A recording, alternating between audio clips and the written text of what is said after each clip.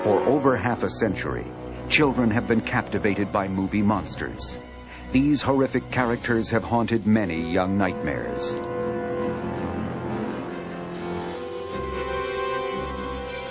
Today's movie fans are equally enthralled by cinematic monsters and by the makeup effects wizards who bring these creatures to life. Every day is a bad hair day. With inventive use of new materials and mechanics, these artists and technicians are creating characters that are increasingly more frightening and bizarre. Rolling.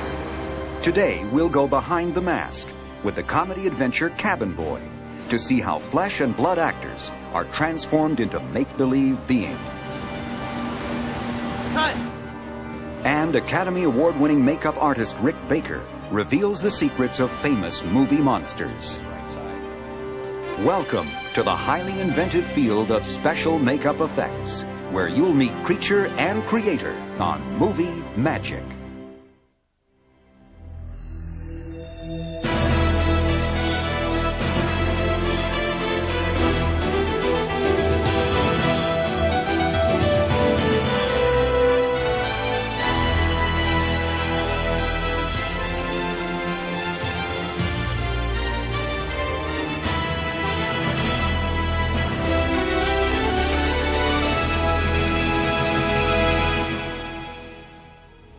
The function of makeup has remained constant throughout history, to assist an actor in the creation of a character. Makeup effects include everything from the addition of a cut, burn, or scar, to the transformation of a man into an unrecognizable form. When a script calls for an alien to live among Earthmen, or dead men to walk amongst the living, the makeup effects artists are called to center stage. For the fantasy comedy film Cabin Boy, producers Tim Burton, Denise Denovi, and director Adam Resnick must create a world populated with strange characters. Cabin Boy tells the story of a young man who travels the high seas with a group of crusty old fishermen. On their voyage at sea, there are a lot of episodes where they meet some very amazing characters. He meets a half-man, half-shark underneath the water named Chalky, played by Russ Tamblyn. And the masthead on the ship, played by Ricky Lake, actually comes to life. And he learns the ways of love from Callie, played by Ann Magnuson, who lives on an island and has 8 arms or 10 arms, a lot of arms. I wanted something that was very stylized and a little bit older looking. Tony had some good ideas, and he was completely in sync with what I wanted to do. Innovative makeup effects artist Tony Gardner has established a reputation for creating fantastic, sometimes frightening characters for such films as Hocus Pocus, Army of Darkness, and Darkman. Gardner's Alterian Studios is a 10,000 square foot makeup effects lab. This facility specializes in all aspects of makeup effects, from character makeup to animatronic figures and puppets. We seem to excel at getting the shows with major technical challenges. But I think we excel at characters and finding a balance and bringing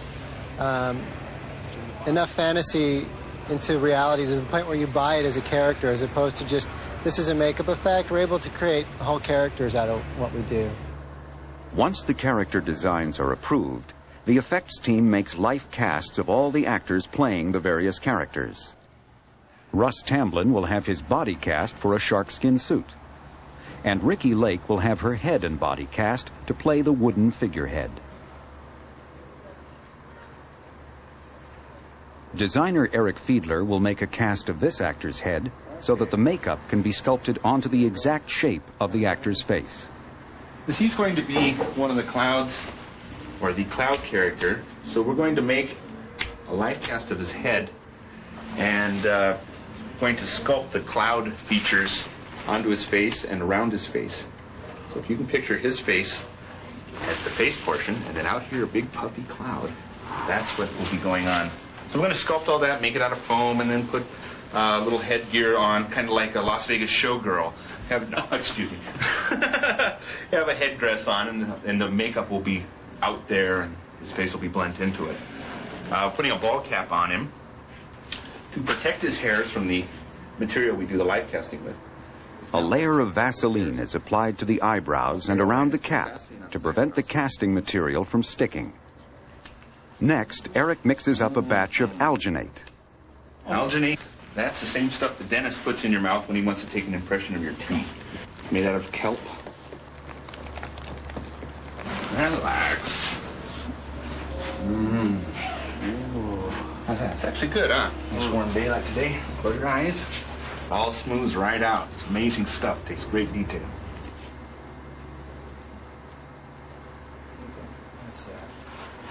This takes about 5 minutes. You get the whole thing done in about 14.5 minutes. A wrapping of plaster bandages provides support for the alginate cast. Now I'm putting on the dividing line of the hard matrix or the plaster bandage. So we do a front half and a back half. As this stuff starts to go off, it starts to heat up. So we tell the talent, don't worry, it's going to get warm. It's like a relaxing facial sun. After about 4 minutes, the plaster has hardened and the two halves can be removed.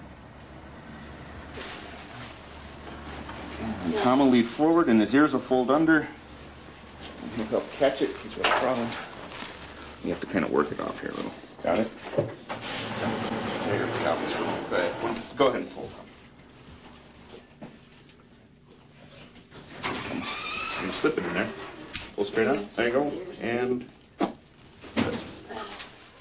Once the negative of Tom's head is finished, the next step is to fill the mold which will form the life cast. This is Ultracal. It's a very hard type of plaster. There's 3 parts of this. There's this is called a face coat, splash coat, also it's called. Then after that is the hemp coat. We add hemp or sisal fiber, which is a material that we use to give it strength. It's like straw. Also helps to make it lighter. And then we put a finish coat on there, making it nice and smooth. Molds in minutes.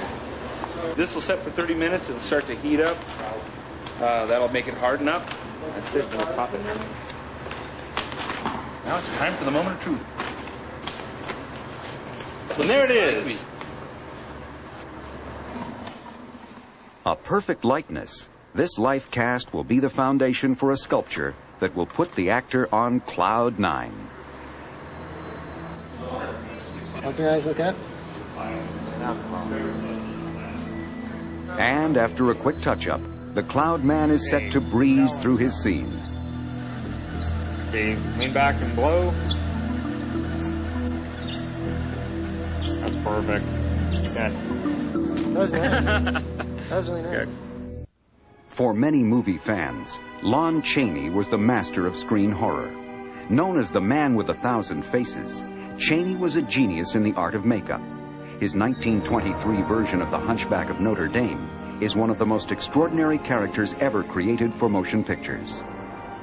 He had this wonderful ability that no matter how horrific or how repulsive his character could be, he could get the audience's sympathy. People like to believe the extraordinary. People like to think for the Hunchback he wore a 70-pound rubber hump. In actuality, it was 20 pounds, and it was made out of plaster of Paris. The Phantom of the Opera, made in 1925, is one of Chaney's most admired films. He plays Eric, the disfigured mad organist who haunts the Paris Opera House. When Chaney read the Gaston Leroux novel, it described Eric's face as that of a skull with the flesh wasted away. He would glue spirit gum, which was an adhesive, on his nose, and then he'd place a little strip of fish skin, which is a thin, transparent piece of skin that comes from the stomach lining of fish, and he'd pull the nose up to the way he wanted it, and then ran the rest of the piece of fish skin up into the forehead, painting it down with spirit gum, and that's how he accomplished the up-tilting of the nose. Because his elaborate makeup removed all acting subtleties, Chaney had to employ his body to eloquent effect. Chaney's famous makeup box was the forerunner of the makeup departments of the major studios. By the 1930s, these makeup departments were operating as daytime glamour factories. But at night, in Universal's makeup lab, artist Jack Pierce worked with Boris Karloff, perfecting the face that would influence future generations of makeup artists. My first introduction to Frankenstein's monster actually was in a monster magazine. And for the life of me, I couldn't figure out how you could make someone's head square. A two-time Oscar winner for his extraordinary work on An American Werewolf in London and Harry and the Hendersons, Rick Baker's special effects makeups are inspired by his early fascination with classic movie monsters.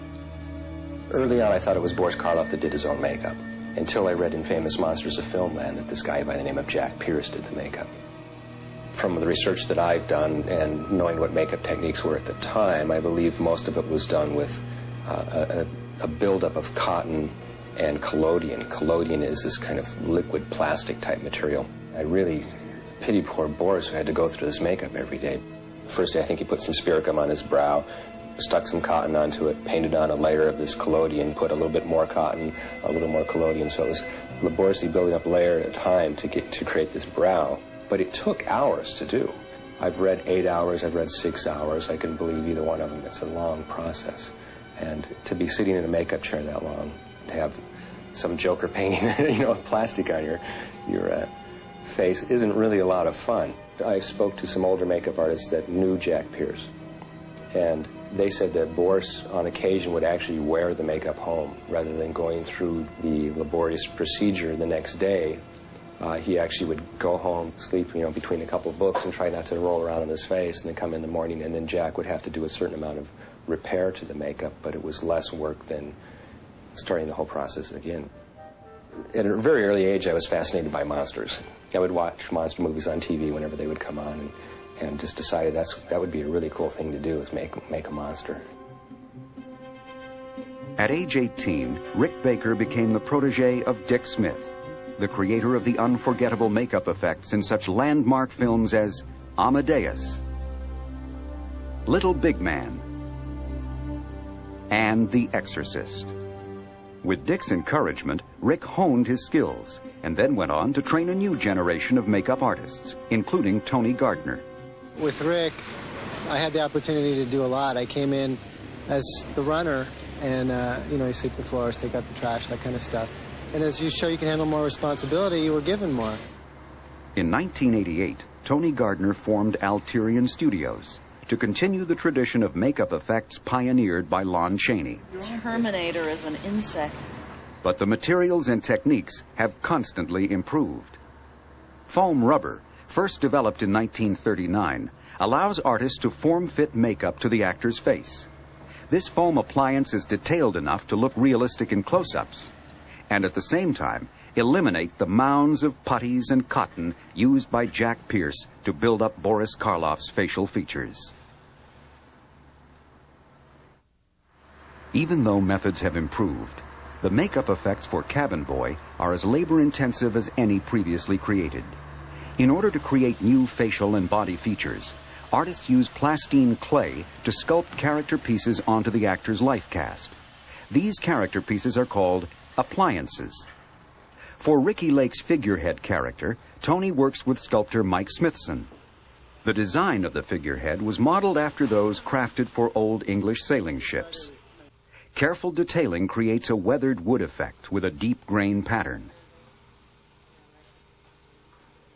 Once the design is sculpted, a mold is made of the clay appliance. This process is similar to that used for the life cast. After the plaster dries, the mold is separated from the life cast. The clay is removed, and the cavity that remains is ready to be injected with foam latex. After the molds are cleaned, foam technician John Calpin prepares the foam latex. I'm getting ready to measure out some foam latex and whip it up, and then we'll inject it almost like baking bread. We just pour everything into a gigantic bowl and whip it up in a mixer. When you whip it higher, you whip more air into it, makes it a softer foam. The less you whip it, the more dense it becomes.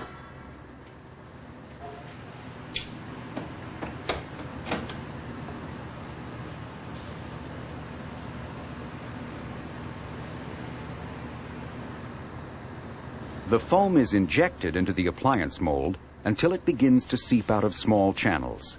When the channels are filled, the appliance should be free of any voids. The mold is baked in an oven for about 5 hours at 350 degrees. Once the appliance is removed from its mold, it is cleaned of excess latex and primed for painting. The foam rubber looks and feels like human skin. These appliances even have pores that allow the actors to perspire through the appliances rather than underneath them. Finally, after weeks of preparation, the character pieces are ready to be attached to the actors. Actress Ricki Lake arrives several hours before the rest of the crew for her makeup application. A medical adhesive called Pros-Aide is brushed onto the actress's face. It's boric acid. Dissolve your nose so you can get a flat wood texture. Oh, that's so it sticks, right? Listen, you. The nose is glued first. Then the cheeks. As the mask is glued to Ricki's face, it becomes a second skin. Now, when am I going to be able to move my face? You can move right now if you want. Feels restricted. Oh, it'll work in. The most important work is the blending of the edges of the makeup with the actress's skin. The seams must be perfect to avoid detection. Scared me. I'm sorry.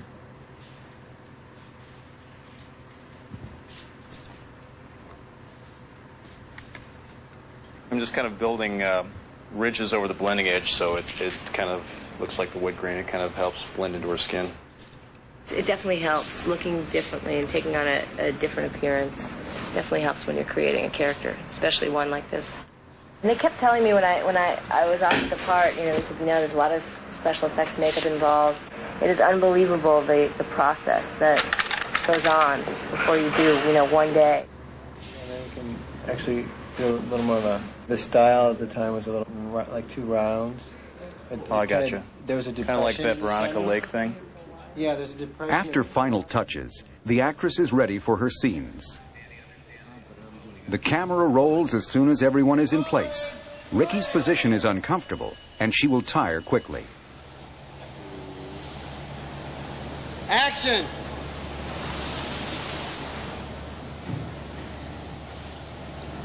Ricki. Pat. Great, okay. Great, Ricki, okay. After Ricki works through a full day of shooting, Tony Gardner and his crew must then remove the actress's makeup. When the makeup effects are as elaborate as the figurehead character, this process can take several additional hours. But for the Alterian team, the figurehead is only one of several characters they are responsible for. Here, actor Russ Tamblyn is being made up with another foam latex appliance to create his Sharkman character. Brian Pennicus has been given this task. This is a surgical adhesive that Dow Corning makes. Since the dawn of theater, actors have used color to create character makeup. And now, color is the final step in creating these makeup effects. The basic foam appliance has texture, but needs color and shading to complete the illusion. For the makeup colors, we use a standard palette, but that offers 6 or 7 blues and a black and a white. Well, Brian did a test paint job on the little Russ Tamblyn to determine the patterns and the basic colors. And we'll gradually work our way from this prosthetic adhesive paint to regular makeup as we work our way forward over the body. Now I have to go in and break up all the flatness of the gray.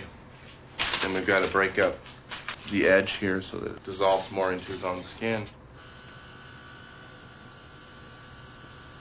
Once you get all this gear on and start looking at yourself in the mirror, it's such inspiration. You've got to thin them up back. A lot of times people, you say, oh, I was in that film, and they'll say, oh, who were you in it? And you have to kind of explain that. Well, I was the guy, or the lawyer, or the this, or the that. See, I was the shark man. Make this match the point. Just kind of stands out. Do I look normal again? I mean, who would think? I'm just a normal, average actor with a robe. Finally, Russ is ready for the camera. In this scene, the cabin boy has been thrown overboard, and he sinks to the bottom of the ocean. The shark man swims to the rescue before the cabin boy drowns. I approached the makeup effects more as characters, as opposed to just a makeup effect. You have to figure out the character and how to make the character work. The continuing demand for new characters and greater realism presents makeup artists with challenging problems. They respond with confidence by inventing new techniques and materials and creative ways of using them. It's almost like presenting a magic trick. It's what's all the dressing that fits around the actual effect itself to make it work and make you believe what you're seeing. The credit belongs to makeup artists with talent and technology who create memorable screen characters that could never have existed without movie magic.